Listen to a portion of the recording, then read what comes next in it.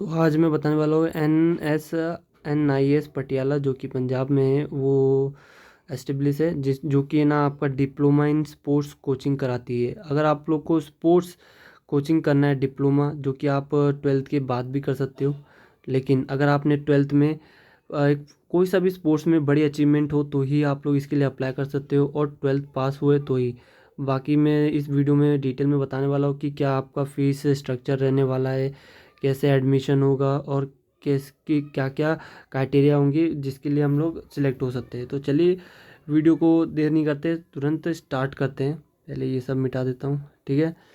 तो चलिए, जो ड्यूरेशन होगा कोर्स का वो 1 साल होगा, यानी 2 सेमेस्टर होंगे, जिसमें डिप्लोमा इसी टाइप का होता है। और इसका जो जब भी डेट निकलेगा मैं आपको अपडेट कर दूंगा। और अगर आप लोग बाहर के हो तो आपका 88,000 लगेगा फ़ीस, और अगर आप इंडियन हो 59,000 लगेगा। इसमें आपको फैसिलिटी भी प्रोवाइड करी जाएगी, वो सब मैं बताऊंगा। तो पहले बता देते कि प्रोग्राम मतलब क्या क्या पढ़ाने वाले हैं इसमें। करियर में फोकस रहेगा, एडवांस कोचिंग स्किल्स रहेगी, स्पोर्ट्स साइंस में भी बताया जाएगा, अंडरस्टैंडिंग चैलेंजेस होगा, in disciplinary approach, in department understanding, attendance आपकी 85 कंपलसरी रखी जाएगी। एज ए स्पोर्ट्स पर्सन आपको तो ये डिसिप्लिन आ ही जाएगा कि कैसे, ये तो कर ही लेंगे सारे स्पोर्ट्स पर्सन, ठीक है। तो ये सब आपको पढ़ाया जाएगा। मॉड्यूल की बात करें तो आपके पहले सेमेस्टर में आपको exercise, strength, digital coaching, sportsman practical, और सेकंड सेमेस्टर में kinesiology, sports physiology, sports nutrition, professional development, sportsman practical. फिर जो बाकी का जो 2 महीना होगा वो आपका इंटर्नशिप होगा, जहाँ पे आपको प्रोजेक्ट दिए जाएंगे। तो ये डिप्लोमा होगा आपका सेमेस्टर वाइज, ठीक है। और अब हम बात करते हैं कौन कौन से स्पोर्ट्स इसमें खेले जाएंगे। अगर आप लोग पंजाब से करोगे, जो कि आपके boxing, cycling, fencing, handball, hockey, judo, wrestling, ये सब होगा, ठीक है।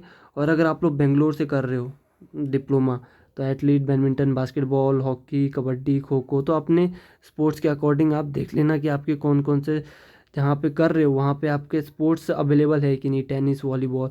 और कोलकाता से कर रहे हो तो archery, athlete, football, gymnastic, table tennis, और जो एक NCP जो तिरुपुरम में, उसमें रोइंग एंड कार्नियानिंग, ये सब अवेलेबल है, ठीक है। तो अपने स्पोर्ट्स के अकॉर्डिंग देख लेना। अब बात करते हैं एडमिशन क्राइटेरिया की। जो पहला क्राइटेरिया है वो A1 है, ठीक है। इसको ध्यान से सुनना, A1।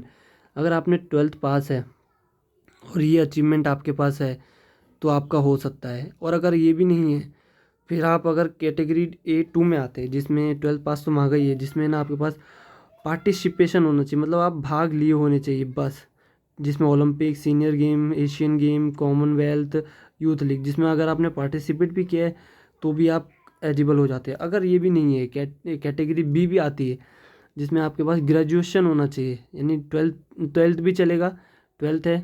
ट्वेल्थ नहीं मांगी है शायद तक, ट्वेल्थ नहीं मांगी है, खाली ग्रेजुएशन मांगी है। मतलब ट्वेल्थ वालों के लिए नहीं है, खाली ग्रेजुएशन वालों के लिए। और स्पोर्ट्स अचीवमेंट क्या मांगा है?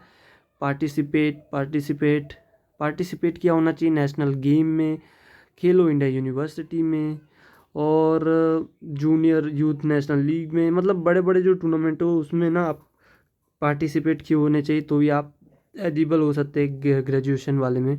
और कैटेगरी C आती है, जिसमें ना आपका नॉर्थ ईस्ट कैंडिडेट के लिए होता है ये, जिसमें ग्रेजुएशन तो मांगी है, अचीवमेंट मांगी है, मेडल विनर होना चाहिए, 2 टाइम पार्टिसिपेट हुआ होना चाहिए। इनमें से कोई सा भी अगर आप फुलफ़िल करते हो तो आप एडमिशन ले सकते हो इस डिप्लोमा के लिए। तो ये था अपना डिप्लोमा इन स्पोर्ट्स कोचिंग। अगर आप कोचिंग में अपना करियर बनाना चाहते हो ट्वेल्थ के बाद या फिर ग्रेजुएशन के बाद।